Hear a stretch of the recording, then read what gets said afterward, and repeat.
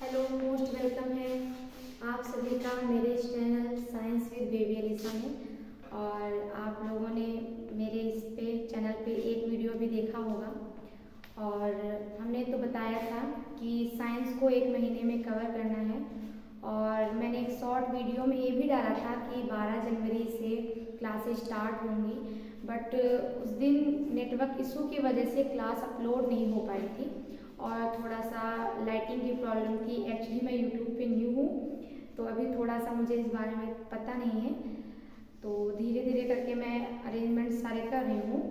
इस वजह से थोड़ा सा उस वीडियो में आपने देखा होगा कि लाइट का इफेक्ट थोड़ा सही नहीं था और थोड़ा सा रिंग का सर्कल वगैरह बोर्ड पे आ रहे थे, इसलिए मैंने 2-3 दिनों से क्लास मतलब वीडियो नहीं बनाया था। और ठंड भी काफ़ी ज़्यादा हो रही है, पढ़ना भी है और 29 से एग्ज़ाम भी है साइंस का, तो इसलिए आज से फिर से हम लोग स्टार्ट करते हैं।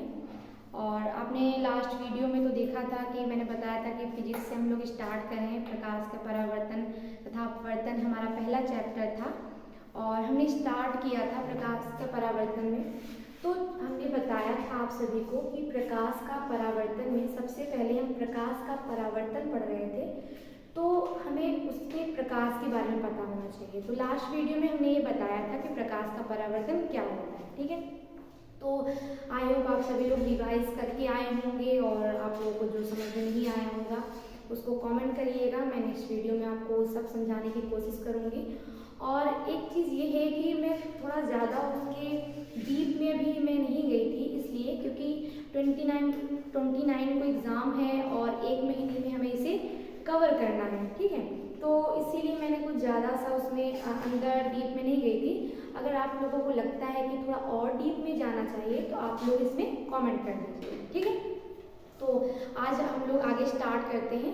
प्रकाश का परावर्तन तथा अपवर्तन चैप्टर था। प्रकाश के बारे में तो हम लोगों ने पढ़ लिया था, लेकिन अभी प्रकाश का परावर्तन जो मेन टॉपिक है वो हमें आज पढ़ना है। तो आज हम लोग स्टार्ट करते हैं प्रकाश का परावर्तन, ठीक है।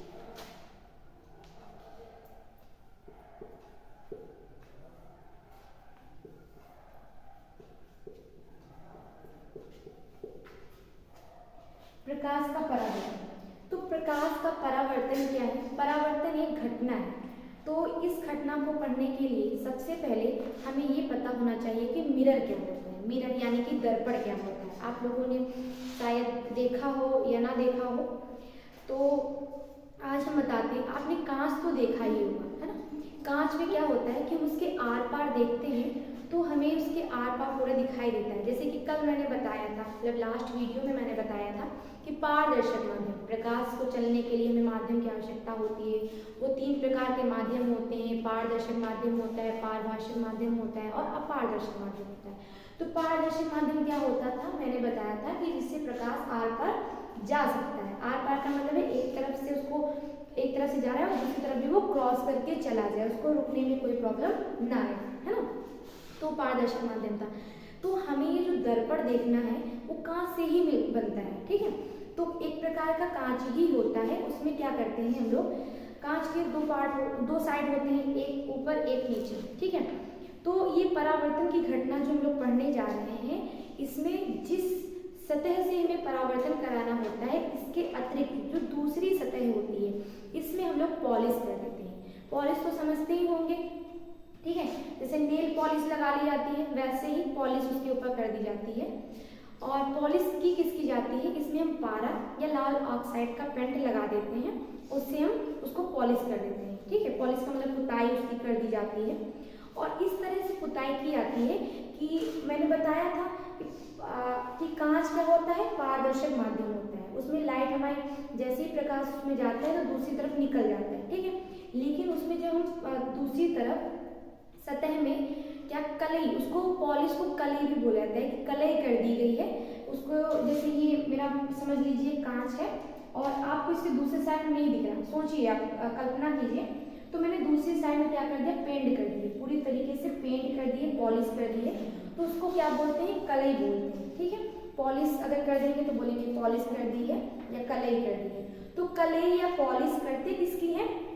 कलई या पॉलिश पारा या लाल ऑक्साइड के पेंट की जाती है, ठीक है। इतना समझ में तो आ गया होगा। तो कांच के एक सतह पे क्या करते हैं, लाल ऑक्साइड या पारे के पेंट जो होती है वो पोत दी जाती है या उसकी पुताई कर दी जाती है, उसे हम लोग पॉलिश बोलते हैं। ठीक है, तो अब जो दूसरी सतह होती है उस सतह का यूज हम लोग परावर्तन के लिए करते हैं। ठीक, तो ये तो समझ में आ गया होगा कि कलई करके हम लोग कैसे दर्पण बनाते हैं। तो देखो जैसे कि अब यहाँ पे हम लोगों ने एक कांच की ये दो सतह है। ठीक है, इतना समझ में आ रहा है। उसके बाद जिस सतह पर अब यहाँ पर जो हम लोग ये कागज पे या पढ़ने लिखने में जो दर्पण बनाते हैं और उसमें कलई तो हम देख नहीं सकते, उस कलई को हम लोग इन तिरछी लाइनों से दिखाते हैं। ठीक है, तो ये तिरछी लाइन ऐसे दिखाती है कि इसमें पॉलिश की गई है। ठीक है, तो यहाँ पे मैंने कर दी पॉलिश। जब तक इसे पॉलिश नहीं करेंगे तो ये परावर्तन के लिए उपयोगी नहीं है। ठीक है, तो ये अब हो गया हमारा दर्पण। अब दर्पण को जानते हैं कि इंग्लिश में बोलते हैं मिरर, इसलिए इसको हम लोग डिनोट करेंगे एम और एम डैश, क्योंकि इसके दो सिरे हैं तो एक को एम बोल देते हैं, एक को एम डैश बोल देते हैं। ठीक है, यहाँ तक समझ में आ गया होगा। तो इसमें ये जो निचली सतह होती है ये हमारी पॉलिश युक्त सतह होती है, और जो ऊपरी सतह ये दिखाई दे रही है, ये ऊपरी सतह कैसी होती है, चिकनी होती है। ठीक है, ये चिकनी है और ये नीचे वाली पॉलिशदार सतह है। ठीक, यहाँ तक समझ में आ गया। अब प्रकाश की किरण हमारी क्या होती है, इस पर आकर के गिरती है। प्रकाश किरण ने बता दिया था कि प्रकाश, उस दिन बताया था मैंने प्रकाश किरण क्या होता है, और प्रकाश किरणों के समूह को प्रकाश पुंज कहते हैं। वो कितने प्रकार के, ये तो आप लोगों को क्लियर हो गया। ठीक है, तो यहाँ पे हम लोग क्या करेंगे, यहाँ पे हम हमारी प्रकाश की किरण लेते हैं।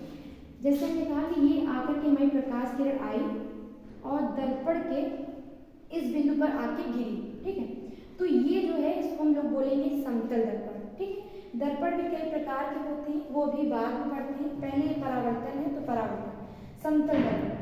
तो ये हमने समतल दर्पण ले लिया है, इस पे हमारी ये प्रकाश किरण आकर के गिर रही है। ठीक है, जब कोई प्रकाश आकर के गिरती है तो ये उसको बोलते हैं आपतित। आपतित मतलब आकर के गिरी, तो इस किरण को हम लोग आपतित किरण बोलते हैं। ठीक, तो अगर लिखना चाहें तो हम लोग यहाँ पे लिख सकते हैं कि ये हमारी किरण होती है आपतित किरण। ठीक, ये हमारी आपतित किरण हो गई। तो अब ये आपतित किरण है तो इसको हमें कोई नाम देना पड़ेगा, तो इसका नाम हम लोग ले लेते हैं ए, ये ले लेते हैं बी। आपतित किरण दर्पण के किसी न किसी एक बिंदु पर आकर के गिरेगी। ऐसा तो है नहीं कि वो पूरी सतह पर एक साथ गिर जाएगी, वो किसी एक बिंदु पर आकर के गिरेगी। तो उस बिंदु को मैंने नाम दिया है बी। इस ये हमारी जो किरण है वो ए बी किरण है। जिस बिंदु पर आकर के गिरती है उसे हम लोग आपतन बिंदु कहते हैं। आपतित किरण दर्पण के जिस बिंदु पर गिरती है उसे बोलते हैं आपतन बिंदु। ठीक है, आपतन बिंदु पर गिरने के बाद में क्या होता है कि इसका अधिकांश भाग इस तरफ टकरा करके चला जाता है। ठीक है, और एक चीज यहाँ पर अभी हमें समझना है कि ये जो हमारा दर्पण है, अब ये एक सतह है और एक ये सतह है, तो इसके ऊपर माध्यम मतलब मीडियम, मतलब जिसकी सहायता से कोई चीज एक जगह से दूसरी जगह जाती है उसे हम लोग माध्यम बोलते हैं। ठीक है, जैसे कि हमने कहा कि ये जो हम आज ये पढ़ा रहे हैं और आप लोग अपने फ़ोन पे यूट्यूब पे पढ़ रहे हैं, तो ये किसी ना किसी माध्यम से आपके पास मेरा ये वीडियो पहुंच पा रहा है, आप उससे पढ़ पा रहे हैं। तो माध्यम क्या होगा, माध्यम के जरिए कोई एक चीज़ दूसरी जगह पे जा पाती है। तो ये यहाँ पर वही माध्यम की बात कर रहे हैं। तो इसके ऊपर एक माध्यम होगा, एक इसके नीचे माध्यम होगा, क्योंकि यहाँ पे हमारी कलई की हुई है, तो एक माध्यम ऊपर एक माध्यम नीचे। ठीक है, तो यहाँ पे हम बात क्या करेंगे कि जब प्रकाश किरण दर्पण के इस बिंदु पर गिरती है तो गिरने के बाद इसका अधिकांश मतलब आधे से ज्यादा भाग, अधिकांश भाग इससे टकरा करके उसी माध्यम में, क्योंकि ये प्रकाश का देखो इसके ऊपर एक माध्यम है, इसके नीचे दूसरा माध्यम है, तो प्रकाश की किरण दर्पण के एक बिंदु पर जाकर के गिरती है, उसे आपतन बिंदु कहते हैं। और आपतन बिंदु से क्या होता है कि प्रकाश किरण का जो अधिकांश भाग होता है यहाँ टकराएगा, और टकराने के बाद इसका अधिकांश भाग उसी माध्यम में वापस लौट जाता है। ठीक है, तो उसी माध्यम में इसका अधिकांश भाग वापस लौट जाता है। तो ये जो लौट जाता है, इसी घटना को हम लोग, ये जो प्रक्रिया होती है लौट जाने की जो प्रक्रिया होती है, इसे हम लोग प्रकाश का परावर्तन बोलते हैं। और ये किरण जो कि आती है इसलिए आकर के दर्पण पर गिरती है, इसलिए आपतित किरण कहलाती है। और ये जाती है, परावर्तन के बाद जाती है, तो इस किरण को हम लोग परावर्तित किरण बोलते हैं। परावर्तित किरण। यहाँ तक तो समझ में आ गया होगा, ठीक है। इसके आगे देखते हैं कि ये जो हमारा आपतन बिंदु होता है, आपतन बिंदु से एक आपतन बिंदु जैसे मैंने बी ले लिया है, तो आपतन बिंदु बी से दर्पण के लंब रूप रेखाखंड। लंब तो समझते ही है ना, कि जैसे मैंने बोला कि ये कोई रेखा है, ठीक है, इस पे मैंने एक कोई सीधी रेखा एकदम बिल्कुल खड़ी कर दी, तो ये रेखा इस सतह के साथ 90 डिग्री का कोण बना रही है, ठीक है। तो ये वाली जो रेखा है इस सतह इसके लंब रूप है। ये बात समझ में आई? ये क्या है? ये कोई एक सतह है, इस सतह पर ये कोई एक रेखा है जो कि इस सतह के साथ 90 डिग्री का कोण बना रही है, तो ये रेखा इस सतह के लंब रूप है, ठीक है। तो देखो ये क्या है, सेम वैसे ही ये दर्पण है और इस दर्पण से हमने क्या किया है, ये एक लंब बनाया है, ठीक है। तो इसीलिए इसको हम बोलते हैं कि बिंदु बी से दर्पण ये दर्पण है, दर्पण के लंब रूप रेखाखंड को, रेखाखंड तो समझते हैं, बहुत ज्यादा पढ़ के आए होंगे, रेखा क्या है, किरण क्या है, रेखाखंड, तो वही एक रेखाखंड है निश्चित लंबाई में होगा। तो इसे हम बोलते हैं आपतन, इसे बोलते हैं अभिलंब। ये आपतन बिंदु और ये अभिलंब, ठीक है। तो आपतन बिंदु जो होता है ये बी है, और आपतन बिंदु से दर्पण के लंब रूप रेखाखंड को क्या बोलते हैं, अभिलंब बोलते हैं। इतना समझ में आया? और जो अभिलंब होता है, अभिलंब की इंग्लिश होती है नॉर्मल, ठीक, नॉर्मल, इसलिए इसको हम लोग एन से प्रदर्शित करते हैं, ठीक। ये हो गया अभिलंब, तो हम यहाँ पे नाम दे देंगे अभिलंब। ये हो गया अभिलंब, ठीक, ये हो गया अभिलंब। और इसके बाद क्या है, देखो आपतित किरण, यहाँ पे हमने बताया कि अभिलंब क्या है, इसके लंब रूप होता है, लेकिन ये आपतित किरण इस अभिलंब के साथ देखो कुछ कोण पर आ रही है, ठीक है। तो यहाँ पर इसके साथ कुछ कोण बनता है, तो इस कोण को हम लोग क्या कहते हैं, आपतित किरण अभिलंब के साथ जितना कोण बनाती है उसे आपतन कोण कहते हैं। और आपतन कोण को हम लोग प्रदर्शित करते हैं आई से ही क्यों प्रदर्शित करते हैं, क्योंकि आपतित किरण जो होता है, आपतन कोण की इंग्लिश होती है इंसिडेंस एंगल।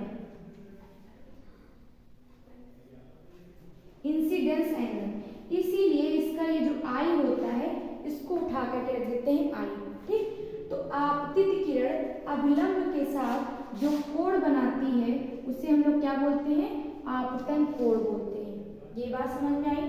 फिर दूसरा, ये कौन सी किरण है, परावर्तित किरण है। इतना तो समझ में आया? ये परावर्तित किरण अभिलंब के साथ जितना कोण बनाती है उसे हम लोग परावर्तन कोण कहते हैं। आपतित किरण है तो आपतन कोण, परावर्तित किरण है तो परावर्तन कोण।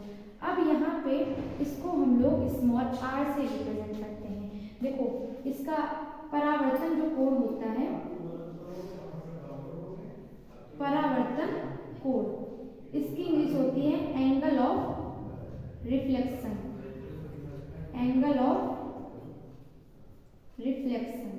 तो ये जो r है परावर्तन, इसी r को यहाँ प्रदर्शित किया जाता है, एंगल ऑफ रिफ्लेक्शन, ठीक है।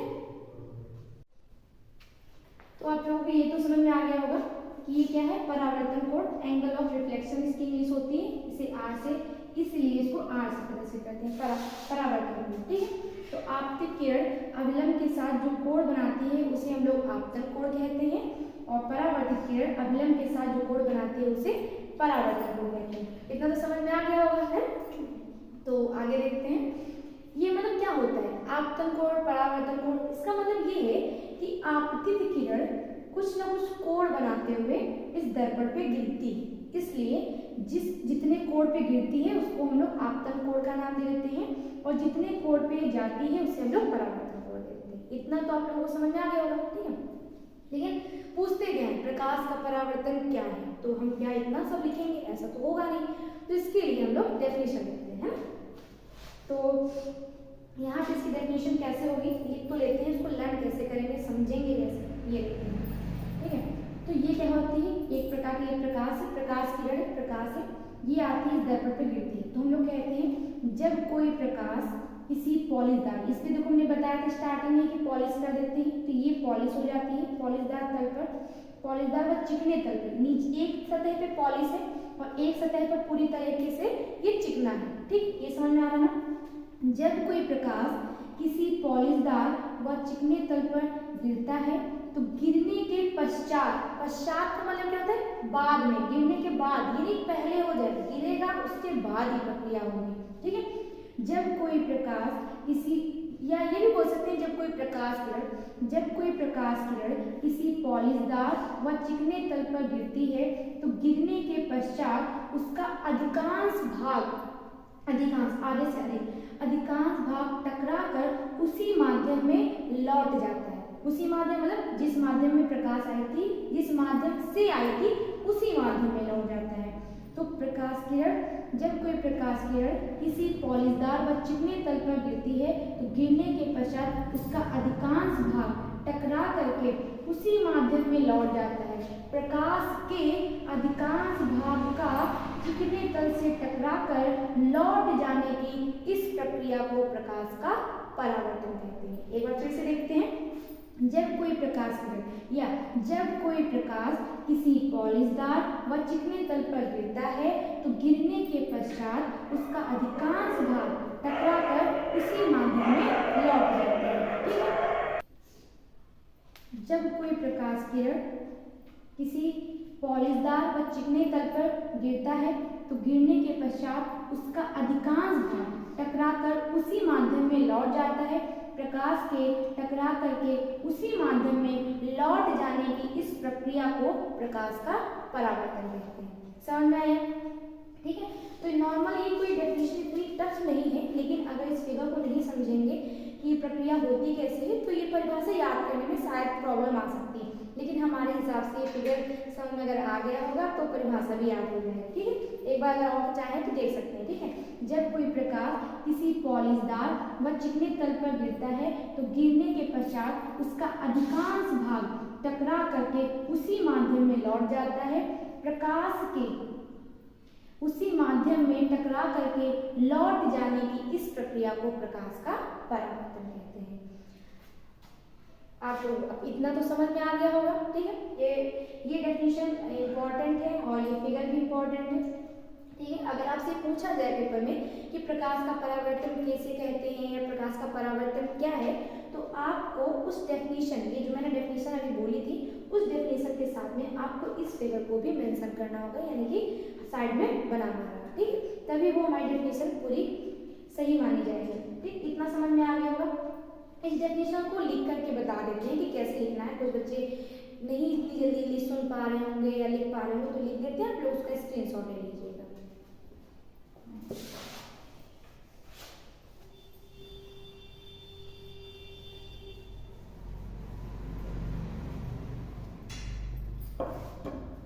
ठीक है, तो इसमें ये होता है जब प्रकाश किसी पॉलिशदार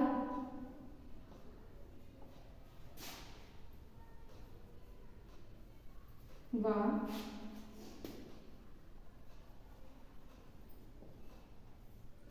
चिकने तल पर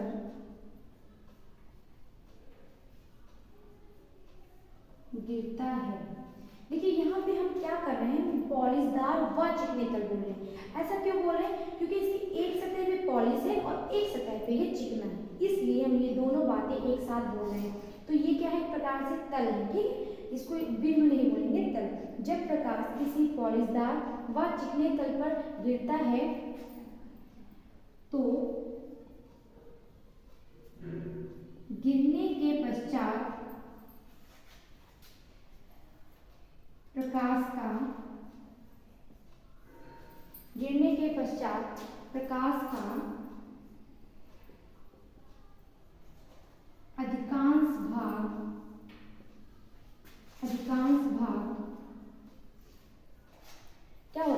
टकरा करके उसी माध्यम में चला जाता है। तो गिरने के पश्चात का मतलब होता है बाद में, गिरने के पश्चात प्रकाश का अधिकांश भाग टकराकर उसी माध्यम में लौट जाता है, उसी माध्यम में लौट जाता है। इतना समझ में आएगा कि जब प्रकाश किसी पॉलिशदार व चिकने तल पर गिरता है तो गिरने के पश्चात मतलब गिरने के बाद प्रकाश का अधिकांश मतलब आधे से अधिक भाग टकरा कर उसी माध्यम में लौट जाता है। प्रकाश के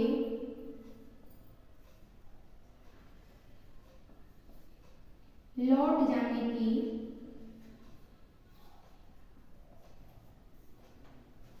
या यहाँ पर हम लोग एक चीज और मेंशन कर सकते हैं, प्रकाश के टकराकर, अगर चाहें तो उसे भी हम लोग क्या कर सकते हैं, मेंशन कर सकते हैं। तो यहाँ पे उस हिसाब से ज़्यादा अच्छा लगेगा ये, प्रकाश के टकराकर। और ज़्यादा बेटर बनाना चाहते हैं तो ये भी कर सकते हैं, प्रकाश के टकराकर उसी माध्यम में लौट जाने की, प्रकाश के टकराकर उसी माध्यम में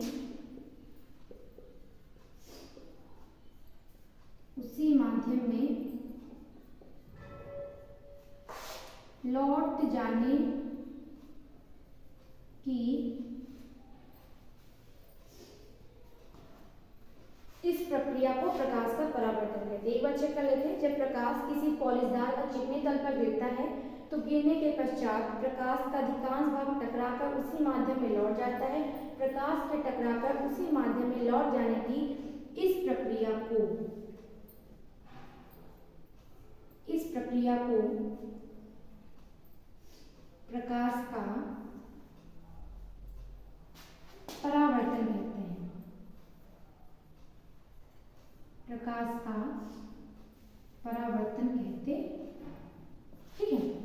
और एक चीज क्या है, यहाँ पर हम लोग बोर्ड पेपर के लिए एक्चुअली तैयार कर रहे हैं, तो यहाँ पे हमें लिखने का तरीका भी देखते हुए चलना है, ठीक है। तो जैसे कि जिस चीज़ की डेफिनेशन पूछी जाए उसको, जैसे आप लोग क्या करेंगे, इस पूरी डेफिनेशन को नीले पेन से लिखेंगे, है ना। तो जब इसको पूरा नीले से लिख रहे हैं, जिस चीज़ की परिभाषा पूछी जाए उसको काले से लिख दें और इसे इन्वर्टेड कॉमा में बंद कर दें, इस प्रकार से। तो आपकी जो डेफिनेशन है उसको जो एग्जामिनर आपका कॉपी चेक कर रहा होगा उसको दूर से ही समझ में आएगा कि हाँ, इस बच्चे ने यहाँ पे जो लिखा है वो परावर्तन की परिभाषा लिखी है, ठीक। इतना समझ आए, तो आप लोगों को ये भी सीखते हुए चलना है, ठीक। तो ये परिभाषा पूरी क्या होगी, जब प्रकाश किसी पॉलिशदार व चिकने तल पर, पॉलिश है, चिकना तल है, गिरता है, तो गिरने के पश्चात बाद में प्रकाश का अधिकांश भाग मतलब आधे से अधिक भाग टकरा कर उसी माध्यम में लौट जाता है। क्योंकि देखो ये एक माध्यम है ऊपर वाला, इसी माध्यम है, इसी माध्यम में चलेंगे, उसी माध्यम में लौट जाता है। प्रकाश के टकरा कर उसी माध्यम में लौट जाने की इस प्रक्रिया को प्रकाश का परावर्तन कहते हैं। देखिए यहाँ पे ये जो घटना हो रही है ये भी पूरी डेफिनेशन में से बना दिया गया है और कुछ नया नहीं है, बहुत टफ भी नहीं है। इससे आप लोग तोड़ करके याद करें, इसको 3-4 पार्ट में आप तोड़ करके इसको याद कर सकते हैं। पहला कैसे, इतना याद कर ले, जब प्रकाश किसी पॉलिशदार व चिकने तल पर गिरता है, इतना हो जाएगा। फिर दूसरा क्या बनाएंगे, इतना पहले लर्न कर लेंगे।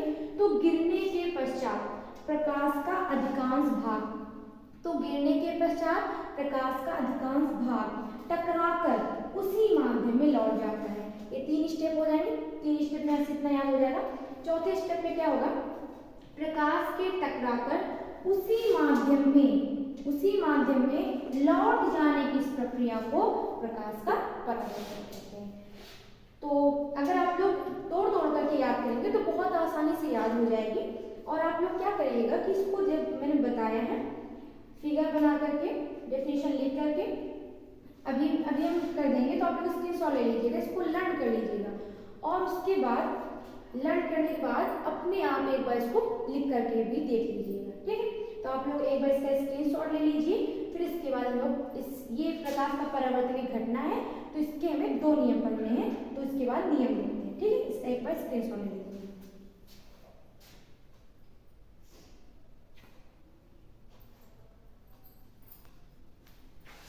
तो आप लोगों ने स्क्रीनशॉट ले लिया होगा। ठीक है, तो इसको क्या करते हैं, ये जो डेफिनेशन लिखी है इसको हम हटा देते हैं और यहाँ पे हमें नियम पढ़ना है, तो हम लोग नियम लिखते हैं। ठीक है,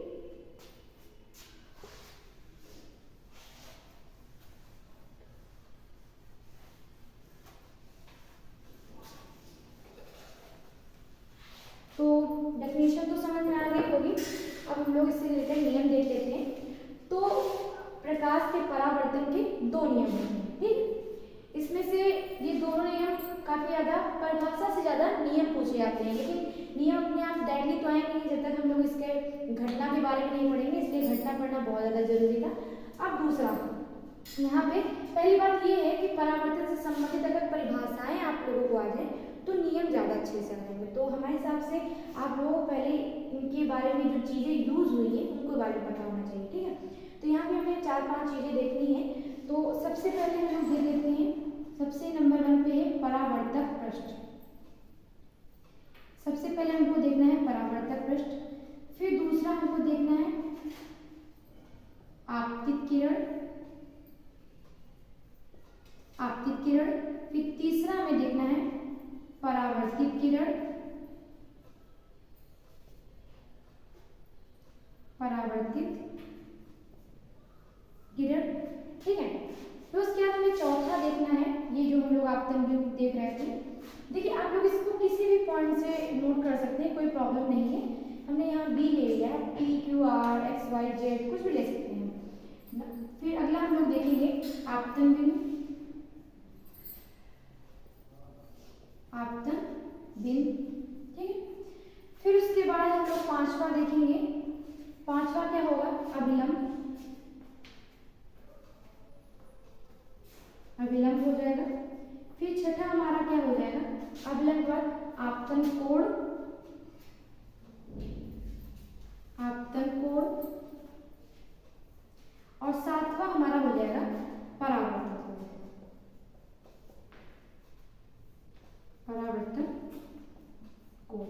ठीक है, तो ये हमें 7 चीजें देखनी है। अगर ये समझ में आ जाएंगी तो हमारे हिसाब से आप लोगों को जो परावर्तन के नियम है वो ज़्यादा अच्छे से समझ में आएंगे और लिखने में भी प्रॉब्लम नहीं होगी। ठीक है, तो सबसे पहले देखते हैं क्या होता है परावर्तक पृष्ठ। क्या होता है परावर्तक पृष्ठ, ऐसा पृष्ठ होता है जिसमें परावर्तन होता है। तो ये क्या है, एक प्रकार का पृष्ठ है जिसमें परावर्तन हो रहा है, तो उसे ही इसे ही हम लोग क्या बोलते हैं, परावर्तक पृष्ठ। ऐसा पृष्ठ जिसमें परावर्तन होता है उसे परावर्तक, क्योंकि लिखा है देखो परावर्तक, जिससे परावर्तन हो रहा हो या जिसमें होता है उसे परावर्तक पृष्ठ बोलते हैं।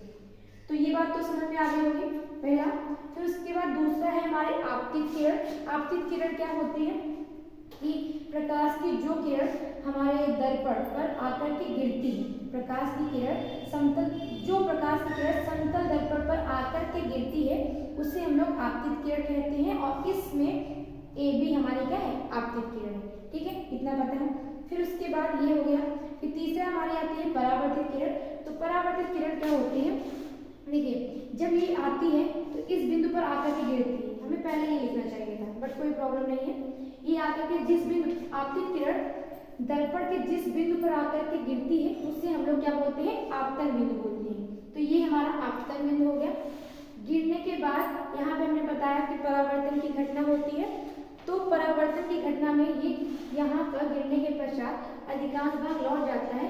तो ये जो किरण हमारी जा रही, जो प्रकाश जा रहा होता है उसे हम लोग प्रकाश किरण के रूप में बताएंगे। तो इस प्रकाश किरण को कहते हैं परावर्तित किरण। ठीक है, तो ये हो गया परावर्तित किरण। फिर उसके बाद आता है अभिलंब। तो प्रकाश किरण ये क्या है, देखो अभिलंब है। तो अभिलंब बिंदु बी को हम लोग अभिलंब बोलेंगे। ये एक प्रकार का बिंदु होता है, कोई किरण नहीं। तो बिंदु बी से दर्पण के लंब रूप रेखाखंड को क्या बोलते हैं, अभिलंब बोलते हैं। और यहाँ पे लंब रूप रेखाखंड क्या है, बी एन या एन बी हम लोग बोल सकते हैं। देखो एन बी बोल दिया तो बेटर है, या बी एन भी कह सकते हैं, कोई प्रॉब्लम नहीं। तो दर्पण के आप ये क्या है, बिंदु बी आपतन बिंदु। तो बिंदु बी से दर्पण के लंब रूप रेखाखंड को अभिलंब कहते हैं। ये हो गया अभिलंब। अभिलंब की इंग्लिश होती है नॉर्मल, इसलिए इसे इसे हम लोग n से प्रदर्शित करते हैं। ठीक है, इतना समझ में आ गया। फिर उसके बाद हमारा है आपतन कोण। आपतन कोण में क्या है, आपतित किरण अभिलंब के साथ जो कोण बनाती है उसे हम लोग आपतन कोण कहते हैं। और हमने बताया इसे आई से क्यों प्रेजेंट करते हैं, क्योंकि इसकी इंग्लिश होती है इंसिडेंस एंगल। ठीक है, इंसिडेंस में आई होता है, इसलिए इसे हम लोग आई से प्रदर्शित करते हैं। फिर परावर्तन कोण, परावर्तित किरण, ये कौन सी किरण है, परावर्तित किरण है। परावर्तित किरण अभिलंब के साथ जो कोण बनाती है उसे हम लोग परावर्तन कोण बोलते हैं। और इसकी इंग्लिश होती है एंगल ऑफ रिफ्लेक्शन, अभी बताया था। तो रिफ्लेक्शन में आर आता है फर्स्ट लेटर, इसलिए इसे हम लोग आर से प्रदर्शित करते हैं। ठीक है, इतना तो समझ में आ गया होगा। तो इसको हटा देते हैं, सारी बातें अगर समझ में आ गई हैं। तो इसके बाद में हमारे आते हैं परावर्तन के नियम। परावर्तन के नियम में ये सारे शब्द यूज होते हैं, इसलिए इनको हमने बता दिया। ठीक है, अब परावर्तन के नियम देखते हैं। तो परावर्तन के नियम कितने होते हैं, कुछ लोग तो पढ़, अब पूरा साल तो हो ही गया है तो पढ़ के तो आए ही होंगे। ठीक, लेकिन फिर भी यहाँ पे हम लोग तैयारी कर रहे हैं तो पढ़ना तो पड़ेगा ही पूरा। तो परावर्तन के कितने नियम होते हैं, परावर्तन के नियम।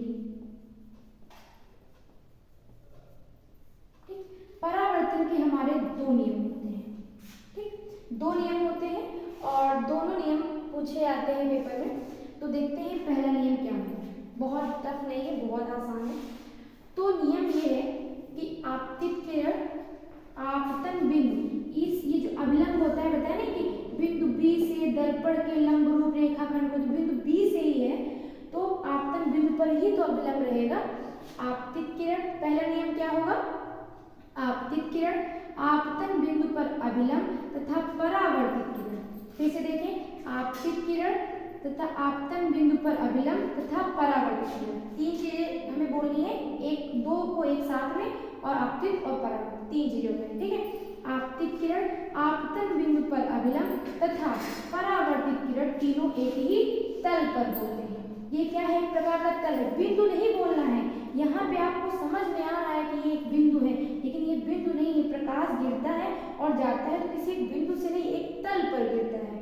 ठीक है, तो पहला नियम है आपतित किरण आपतन बिंदु पर अभिलंब एवं परावर्तित किरण तीनों एक ही तल पर होते हैं। इसको लिख लेते हैं,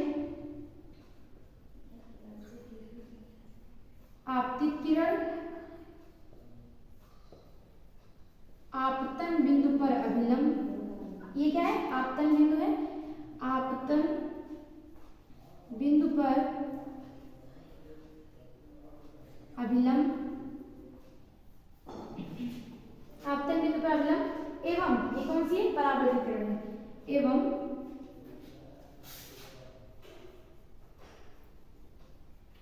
परावर्तित किरण तीनों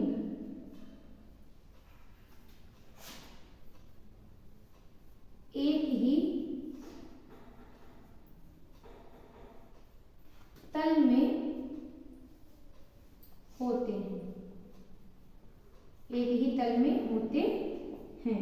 ठीक है, तो ये हो गया आपतित किरण आपतन बिंदु पर अभिलंब एवं परावर्तित किरण तीनों एक ही तल में होते हैं। ठीक है, इतना समझ में आ गया होगा। फिर इसके बाद में हमारा दूसरा नियम होता है, क्या होता है, देखिए यहाँ पे बोला जाता है परावर्तन कोण, ये क्या है, ये परावर्तन कोण है और ये आपतन कोण है। दूसरा नियम होता है परावर्तन कोण सदैव, हमेशा, सदैव का मतलब होता है हमेशा, परावर्तन कोण सदैव आपतन कोण के बराबर होता है। ठीक है, पहले इसको लिख लेते हैं फिर इसको समझते हैं। परावर्तन कोण सदैव आपतन कोण के, सदैव आपतन कोण के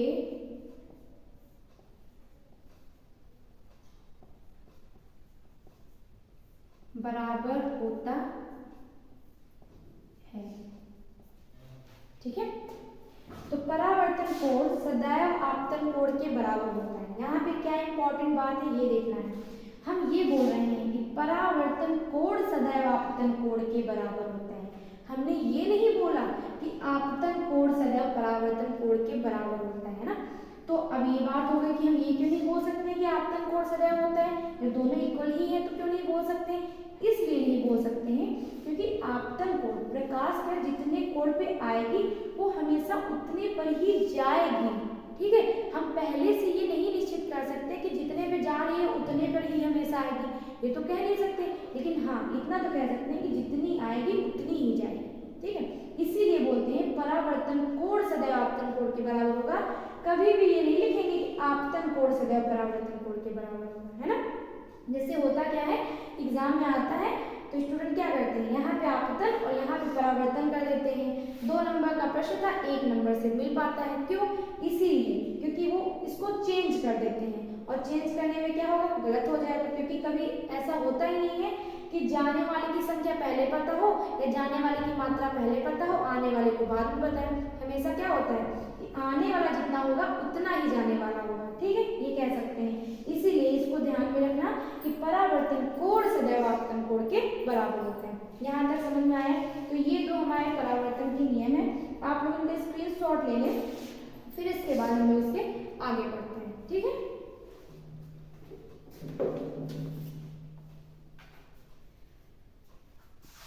तो आप लोगों ने स्क्रीनशॉट ले लिया होगा, तो हम इसको हटा देते हैं।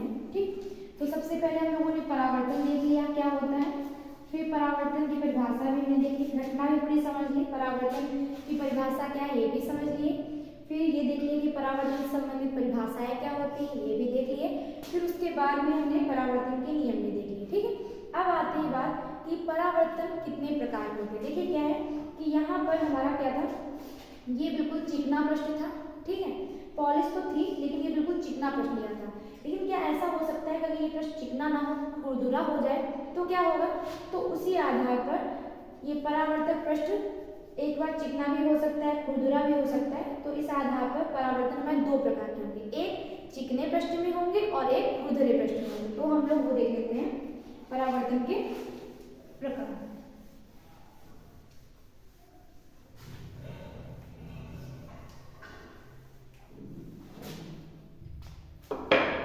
तो परावर्तन के प्रकार देख लेते हैं।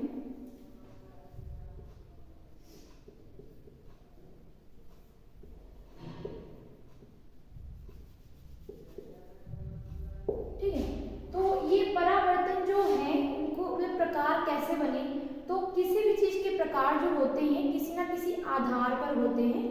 तो ये जो प्रकार है ये परावर्तक प्रश्न के आधार पर होते हैं। ठीक, परावर्तक प्रश्न की प्रकृति के आधार पर होते हैं। तो हम यहाँ पर लिखेंगे परावर्तक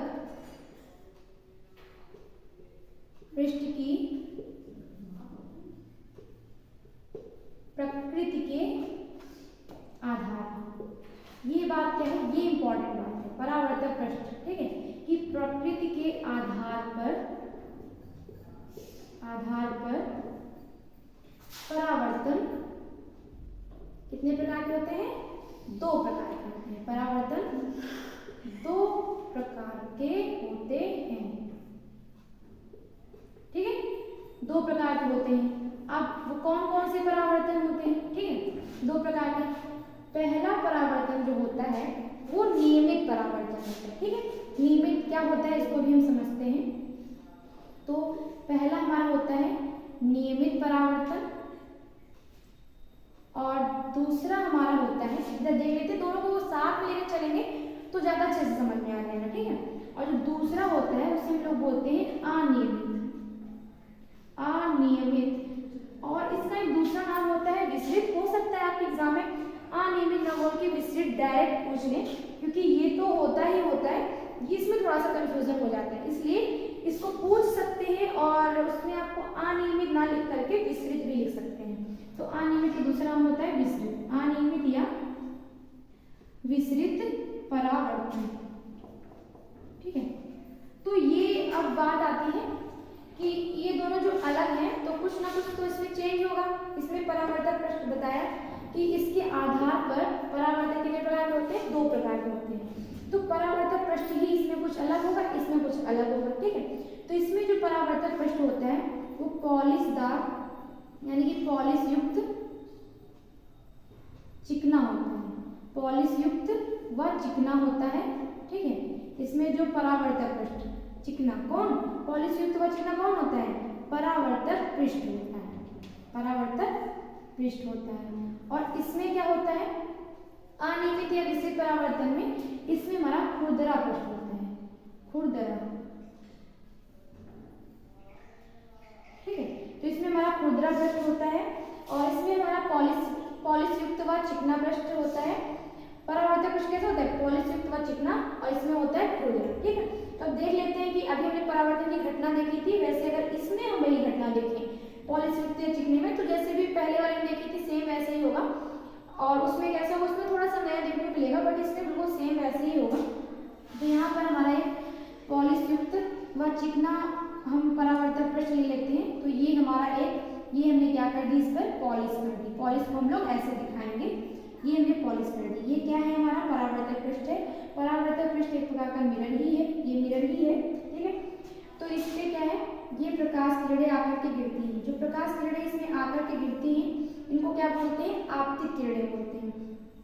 और इसमें इसकी विशेष बात यही है कि जो आपतित किरणें होती हैं वो एक दूसरे के समांतर आके गिरती हैं। समांतर का मतलब समझते हैं कि इनके बीच में अगर कहीं पर भी इनके बीच की दूरी देखी है, यहाँ पर मतलब ये वाली जो डिफरेंस है, ये वाली जो डिफरेंस है, ये इसके बीच की कहीं पर भी अगर दूरी नापी जाए तो इक्वल आएगी, बराबर आएगी, तो ये समांतर है। ठीक है, तो इसमें क्या होता है कि जो आपतित किरणें हैं वो जो आकर के इस पे गिरती हैं वो सदैव समांतर आके गिरती हैं।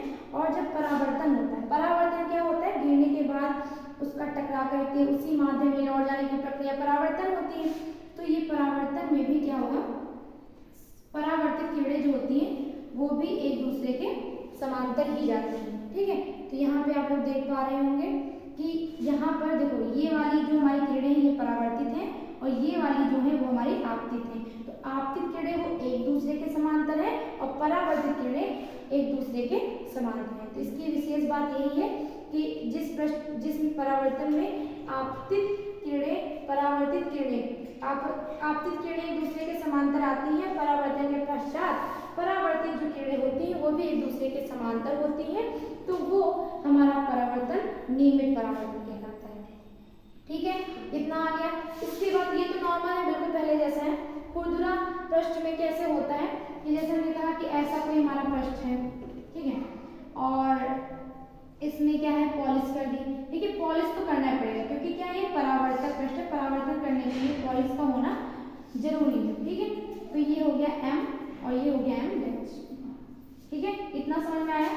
अब इसमें क्या होगा कि पर आपतित किरणें तो समांतर आके गिर सकती हैं। ठीक है, ये आपतित किरण यहाँ पर आकर के गिरी, ये समांतर आ सकती है, लेकिन जैसे हमने कहा ये पहली है तो ये इधर चली गई ऐसे, ये हमारी इधर चली गई ऐसे, ये इधर चली गई ऐसे और ये चली गई ऐसे। तो इसमें देखिए क्या आपको देखने को मिल रहा है कि ये जो परावर्तित किरणें हैं वो एक दूसरे के समांतर नहीं हो पा रही हैं, है ना। तो इसमें क्या है, ये आपतित किरणें तो एक दूसरे के समांतर आ रही हैं, लेकिन परावर्तन के बाद जब ये जा रही हैं तो इनमें ये एक दूसरे के समांतर नहीं हो पा रही हैं। ठीक है, तो यही कारण है कि इसे हम लोग विसरित या अनियमित, क्योंकि इसमें ये नियमित नहीं है। इसमें क्या देखिए यहाँ पर थोड़ा नहीं लग रहा है, लेकिन ये एक दूसरे के समांतर ही होती है यहाँ पे। ठीक है, थोड़ा सा आप लोग स्केल से बनाएंगे तो बन जाएगा। तो ये क्या है, हमारा अनियमित या विसरित परावर्तन है। ठीक, तो आप लोगों को ये बात तो दोनों में डिफरेंस समझ में आया होगा। देखिए ये ज़्यादा एग्जाम में पूछा तो नहीं आता है, लेकिन हर बार चांस होता है यूपी बोर्ड में कि शायद कोई क्वेश्चन वो घुमा दे या कोई एक न्यू क्वेश्चन रखे, तो पॉसिबिलिटी है कि ये चीज़ पूछ सकते हैं और उसमें से विशेष परावर्तन पूछने के चांसेस ज़्यादा हैं। ठीक है, तो इसमें क्या है कि परावर्तन हमारे दो प्रकार के होते हैं। किस आधार पर होते हैं, परावर्तक पृष्ठ के आधार पर होते हैं। ठीक है, परावर्तक पृष्ठ कैसा होता है, इस दो प्रकार, एक नियमित परावर्तन और एक हमारा अनियमित या विसरित। इसके ही नाम, इसी का नाम, ये दूसरा नाम अनियमित परावर्तन का ही दूसरा नाम विसरित परावर्तन है। तो इस नियमित परावर्तन में जो हमारा परावर्तक पृष्ठ, क्योंकि परावर्तक पृष्ठ के आधार पर ये दो प्रकार के होते हैं, इसलिए ये जो परावर्तक पृष्ठ होता है वो पॉलिश युक्त व चिकना होता है। लेकिन जो अनियमित व विस्तृत होता है ये पॉलिश युक्त तो होता है, लेकिन ये चिकना नहीं, ये खुरदरा होता है। देखिए इसमें भी पॉलिश युक्त भी रहेगा, वहाँ करके पॉलिश युक्त लिख लें। नहीं, बहुत लोग सोचेंगे नहीं ये पॉलिश युक्त नहीं है। देखिए ये हमने पॉलिश युक्त ही है ना, तो पॉलिश युक्त व खुरदरा होगा। और इसमें क्या होता है कि जो प्रकाश किरणें आपतित होती हैं वो एक दूसरे के समांतर होती हैं, और परावर्तन के बाद जब वो प्रकाश किरणें परावर्तित किरणें जाती हैं वो भी एक दूसरे के समांतर ही रहती हैं। ठीक है, फिर हमारा ये जो विस्तृत परावर्तन आता है इसमें आपतित किरणें तो समांतर, देखिए इसमें समांतर भी आ सकती हैं और नहीं भी आ सकती, लेकिन समांतर संभावना कर सकते हैं कि समांतर, मान ली समांतर तो आ गई, लेकिन जब इससे परावर्तन होता है तो जाने के बाद, परावर्तन के बाद इसकी जो परावर्तित किरणें हैं वो एक दूसरे के समांतर कभी भी नहीं होती हैं। तो इसी आधार पर इसे अनियमित, क्योंकि इसका कोई नियम नहीं है, अनियमित परावर्तन हो जाता है। ठीक है, तो आप लोग क्या करें, इसका स्क्रीनशॉट ले लें। फिर इसी से अभी जो मैंने आज की क्लास ली इससे रिलेटेड एक क्वेश्चन होमवर्क के लिए देंगे, उसको हम देखते हैं कौन कौन करके लाता है, और कमेंट में उसका आंसर भी बताइएगा। तो नेक्स्ट वीडियो में हम क्या करेंगे, उसको सॉल्व करेंगे और इसी के आगे बढ़ेंगे। ठीक है, और ये जो चैप्टर है स्टार्टिंग में अभी मैंने स्टार्ट किया है, तो अभी थोड़ा सा पढ़ा रहे हैं, और अभी जैसे जैसे टाइम बढ़ रहा है तो स्टूडेंट्स को क्या करना है, जल्दी जल्दी से तैयार करना है। तो मैं ट्राई करूँगी कि आगे वाले चैप्टर के 1 शॉट डाल दिए जाए। ठीक है, आप लोग इसका स्क्रीनशॉट ले लीजिए, फिर इसका एक क्वेश्चन होमवर्क में करेंगे।